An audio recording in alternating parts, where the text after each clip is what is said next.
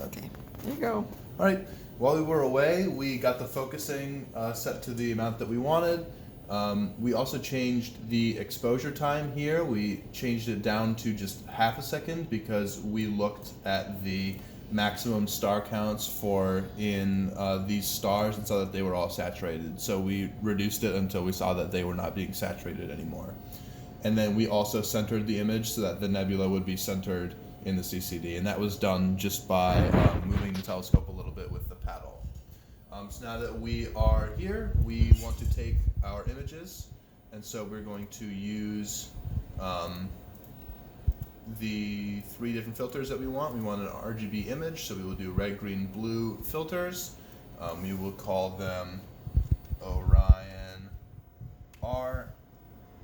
We will call this one Orion G, and we will call this one Orion B, and then we will expose them all for probably a second since they are a darker filter, and then we will just do one of each, check the saturation, and then if we're happy with that, then we can run 10 more and get all the images that we want for this.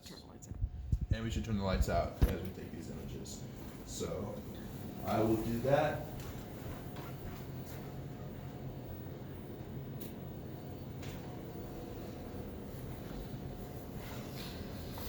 And now we will run this.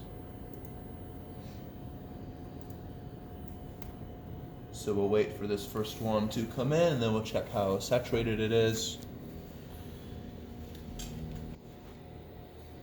So this is the first image.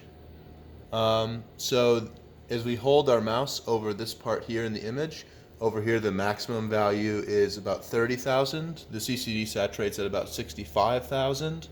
And so doing the same thing for all of these, we see that the stars are not saturated, and so we have a fairly good exposure time. And then we're all done taking those images, and it seemed to be pretty good for all of them. So we're ready to take 10 more of each.